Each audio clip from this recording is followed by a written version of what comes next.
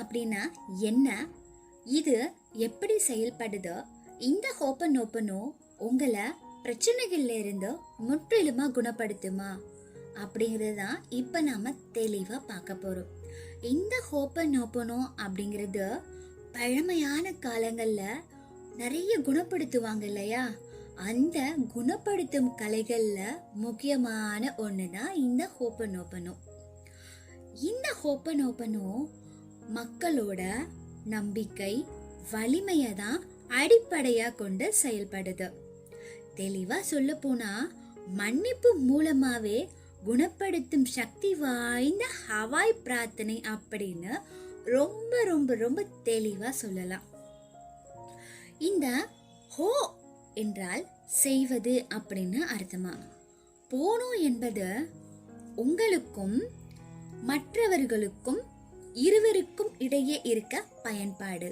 அதாவது நீங்க எந்த பிரச்சனையை நினைச்சு ஃபீல் பண்ணிட்டு இருக்கீங்க, எந்த ஒரு நபரால நீங்க காயப்பட்டுட்டு அதால மாட்டிட்டு தவிக்கிறீங்க, இத மாதிரி ரெண்டு பேர் இருக்காங்க இல்லையா, ஒன்னு நீங்க, மற்றது ஏதோ ஒரு பிரச்சனை. அந்த பிரச்சனை எது மூலமா வந்தது, எதுவாக இருக்கட்டும், அந்த ரெண்டுத்துக்கும் நடுவுல இருக்க என்ன பயன்பாடு, இத பத்தி தான் இருக்கு. இந்த பயிற்சிய தினமும் நீங்க செஞ்சுக்கிட்டே வரும்போது உங்களோட மனம், உடல், ஆன்மா இந்த மூணுத்துலயும் இந்த விஷயமானது, அதாவது ஹோப்பனோப்பனோவின் சக்தி ஆழமா சென்று நீங்க எதனால அங்க லாக் ஆயிருக்கீங்க, எந்த விதமான நெகட்டிவ் எனர்ஜி அங்க தங்கி இருக்கு, இது எல்லாத்தையுமே சுத்தம் செஞ்சுக்கிட்டு இருக்கு. அதுதான் இதோட முழுமையான ப்ராசஸ். இந்த ஹோப்பனோப்பனோ ஸ்பெஷலிஸ்டான டாக்டர் ஹவாய் சிகிச்சையாளர் ஹெலனின் அவர் என்ன பண்ணிருக்காரு, அவர்கிட்ட வர அனைத்து பேஷண்ட்டையும் ஒரே வார்டில் அட்மிட் பண்ணியிருப்பாங்க இல்லையா.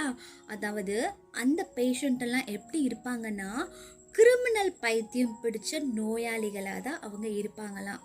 அவங்க எல்லாருக்குமே ஒரே வார்டாக தான் இருந்திருக்கு. அந்த வார்டில் இருக்கிற எல்லா பேஷண்ட்டையுமே சரி, அவங்களுக்குன்ட்டு ஒரு ஃபைல் இருக்கும் இல்லையா, என்னென்ன எப்படின்னு சொல்லிட்டு அவங்கள பற்றி. அப்போது அது எல்லாமே அவர் படிப்பாராம். படிச்சுட்டு ஆனால் அவங்கள போய் பார்க்க மட்டும் மாட்டாராம். பார்க்காமலேயே, அதாவது அவரை போயிட்டு சந்திக்காமலேயே இந்த ஹோப்பனோப்பனோ மூலமாகவே குணப்படுத்தியிருக்காரு. இது உண்மையான ஒரு ஹிஸ்ட்ரி தான்.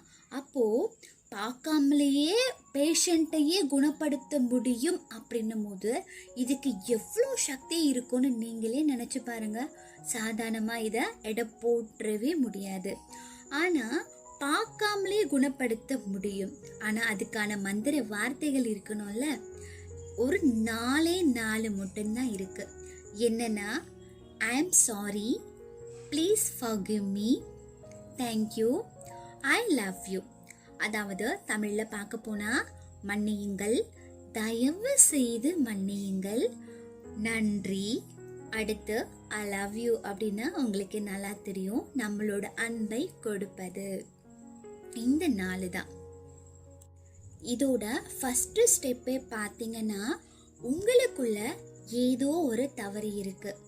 அந்த தவறால தான் நீங்க செஞ்ச அந்த தவறால தான் இப்ப நீங்க ஃபீல் பண்ணிட்டு இருக்க அந்த பிரச்சனைக்கு காரணம். புரியுதுங்களா? ஆமா, நான் தவறு பண்ணியிருக்கேன், அதனால தான் இந்த பிரச்சனையில நான் போய் மாட்டிருக்கேன், இப்ப நான் அதனால அவஸ்தைப்பட்டுட்டு இருக்கேன், ஃபீல் பண்ணிட்டு இருக்கேன் அப்படிங்கிறத நீங்க உணரணும். உணர்ந்து அதை ஏத்துக்கணும். ஏத்துக்கிட்டு தான் மன்னிப்பு கேட்கணும்.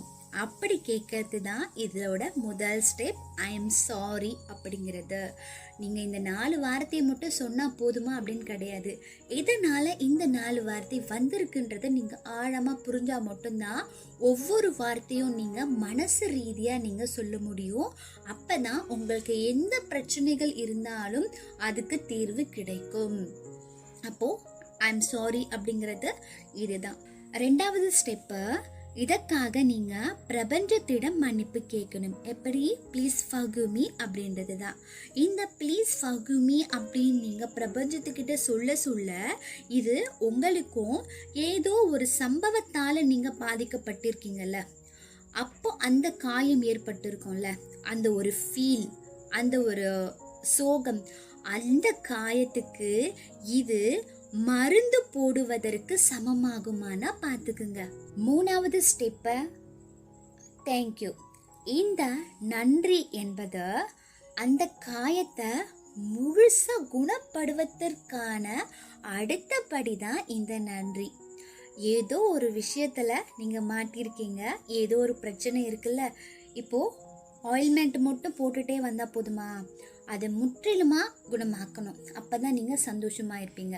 அப்போ அந்த பிரச்சனையில இருந்து முழுமையா உங்களை மீட்டெடுப்பதற்கான ஒரு முழுமையான ஸ்டெப் தான் இந்த நன்றி. அதாவது நீங்க சொல்ற, மனசு ரீதியா நீங்க சொல்ற தேங்க்யூ என்பது. 4வது ஸ்டெப்பு, நீங்க எதுல இருந்து மீண்டு வரணும்னு விரும்புறீங்களோ, எதற்கு தீர்வு கிடைக்கணும்னு விரும்புறீங்களோ, அதற்காக நீங்க ஐ லவ் யூ அப்படின்னு சொல்லும்போது அந்த மீது நீங்க அன்பும் அக்கறையும் பாசமும் வெளிப்படுத்திக்கிட்டு இருக்கீங்கன்னு தானே அர்த்தம். இந்த செயல் என்ன பண்ணுன்னா குணப்படுத்தும் செயலை இன்னும் அதிகப்படுத்த உதவும். சரி, இந்த நாளை மட்டும் தொடர்ந்து சொன்னா போதுமா அப்படின்னா, இந்த நாளும் ஏன் சொல்றோம், என்ன அர்த்தம் அப்படிங்கிறது உங்களுக்கு தெளிவா புரிஞ்சிருச்சு, சரியா? ஆனா இந்த I am sorry, please forgive me, thank you, I love you இந்த நாளையும் நீங்க திரும்ப திரும்ப திரும்ப திரும்ப சொல்லிக்கிட்டே இருக்கும்போது, அதாவது எப்படி வாய் வலிக்க, வேத்து விறுவிறுத்து, டென்ஷன் ஆகி அப்படிலாம் கிடையாது. மனசு ரீதியா அமைதியா நீங்க உங்களோட பிரச்சனையில இருந்து, ஏதோ ஒரு உடல் பிரச்சனையா இருக்கட்டும், மனசு பிரச்சனையா இருக்கட்டும், ஏதோ ஒன்று நீங்க நினைச்சு இந்த ஹோப்பனோப்பனோ செயல்படுத்துறீங்கல்ல, அதுல இருந்து நீங்க வெளியே வரணும் அப்படின்னு நினைக்கும் போது பொறுமையா நீங்க மனசு ரீதியா இப்ப அர்த்தங்கள் புரிஞ்சிருச்சு. அப்போ திரும்ப திரும்ப சொல்லிக்கிட்டே வரும்போது இந்த நாளும் என்ன ஆகும்னா சக்தி வாய்ந்த மந்திர வார்த்தைகளா மாறி உங்களோட லைஃப்ல எதற்காக நீங்க இதை செயல்படுத்துறீங்களோ அதுக்கு மிகப்பெரிய மேஜிக்கை உண்டு பண்ணும்.